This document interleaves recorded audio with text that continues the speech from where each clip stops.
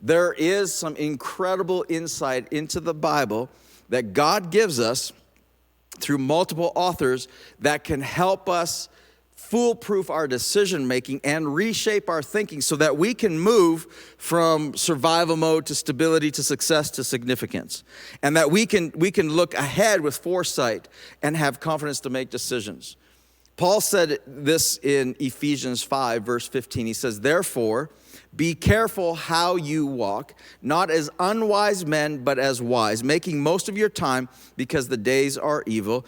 So then, do not be foolish, but understand what the will of the Lord is." Now, I could spend hours and hours and hours on this verse. There's so much incredible insight in these verses, and I promise you I won't spend hours and hours. But I want to unpack a little bit of this because Paul, in these three verses, is giving us so much insight into decision making. First of all, he doesn't say walk as righteous men. He says walk as wise men. That's key, right? And then he says don't be foolish, but understand. And I like how he just kind of just says it, like you should just understand what the will of God is. Well, if I could just do that, I would do that all the time. But he gives us insight in how to understand the will of God. And the insight is walking as wise men. Again, not as righteous men, but as wise men. And here's the thing that I've learned. And I've taught this before. I've taught this to my kids. I teach this to young people as often as I possibly can. But I've realized in my own life that the mistakes I've made, the regrets I've made in the past, and the decisions I've made where I'm going, what was I thinking? Pretty much all of them, I asked myself in making that decision the wrong questions. And a wrong question, example of a wrong question is, I asked myself, well, what's the right thing to do? And the reason why I say that's a wrong question is because for me, and I'm just talking for me and my regrets, is that when I ask myself, is this right? Or another way to ask that wrong question, or is this wrong? When I ask myself, is this right or is this wrong, I end up making the wrong decision because I'm the greatest salesman on the planet to myself. I could sell a fridge to myself living in Tuktoyaktuk, way up north. I can sell myself anything. I can sell myself in anything. So if I ask myself, is this right or is this wrong? I can begin to, is the moment that I ask that question, I begin to justify to myself why it's not that bad, or why, I don't want to be legalistic. I can talk myself into making anything right. So if I go to buy a car, for instance, and I'm asking myself, what is this a right decision or is this wrong? Is this right? Is this wrong? I even put columns, benefits and negative, like, is this right or is this wrong? I can talk myself, if I really want something, into something. And the regrets I make when I look back on, the regrets I have is because I talked myself out of something that I already kind of knew wasn't right. But I asked the wrong questions and therefore got the wrong answers. The better question to ask is, what is the wise thing to do? Not what is right, what is wrong. What is the wise thing to do? When I ask myself right or wrong, I have a little bit of a rebellious streak. Come on, I think all of us do. And so if I understand something that's wrong, I don't stay away from that wrong thing. I live right up to the line. Prime example is if I see that it is wrong to speed and go past 110 kilometers an hour on a highway, I don't drive 109. I don't even drive 100. I live right up to the line, and honestly, just a little bit over.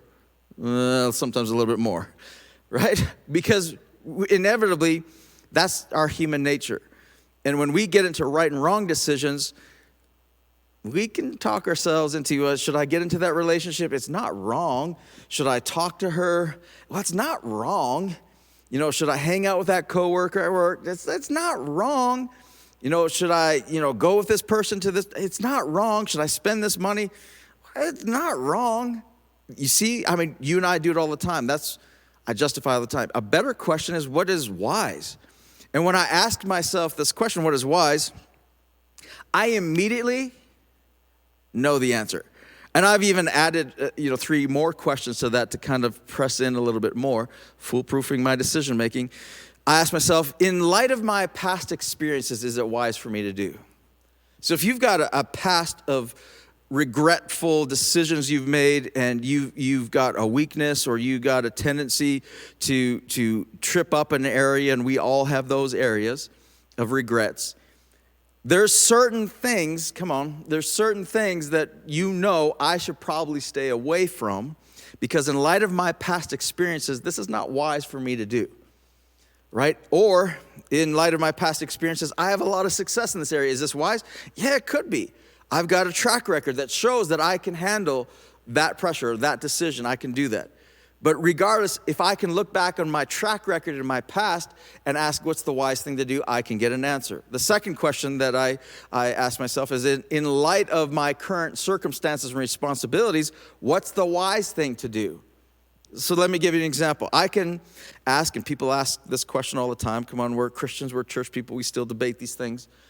People say, is it right or is it wrong for a Christian to drink alcohol? Right? I mean, that debate can come up. That's the wrong question. Is it right or is it wrong? Because I can justify that it's right just as easy as I can justify that it's wrong. And I can talk myself into whichever side I want to talk myself into. But if I ask myself, based on my past experiences, if there's a track record in my family, in my own life, of addictions and problems with alcohol, is it wise for me to drink alcohol? That's a different answer. In light of my current circumstances, responsibilities. So in light of my current circumstances and responsibilities as a parent, as a pastor, as a leader of people who are recovering from addictions, is it wise? It's different than is it wrong or is it right? Is this helping anybody? So be honest with yourself. Based on my past experiences, is this wise for me to do? Based on my past experience, current circumstances and responsibilities, is this wise for me to do? And the third question you can ask yourself is, in light of my future hopes and dreams, is it wise for me to do? Right? I mean, I get asked by young people, especially when I was, pastoring young people and youth pastoring a little bit, how far is too far? Talking about sexual relationships and saying, how far is too far? That's the wrong question. It's the wrong question because I'm saying, okay, because what I'm really asking is, what's the line between right and wrong? And I want to live up right to that line or just a little bit over, right? And then we get ourselves into trouble. Instead, if I ask, in light of my future hopes and dreams, in light of the type of marriage that I want to have, successful marriage and significant marriage, in light of what my dreams are, my future hopes and dreams, what is the wise thing to do? That will change how you respond to the question. Should I buy this? Well, in light of your future hopes and dreams, should I buy that car? If I have a dream to buy that house, is it wise? It's not wrong for me to buy that car, but if I have a dream, a hope and dream to buy that house, maybe it's unwise for me to do that in this time because of my future hopes and dreams. These are great questions. And here's the thing. They're painful questions. And they're painful because you know the answer. And once you ask these questions, you most likely already know the answer. And then you have a choice to make as to what you will do.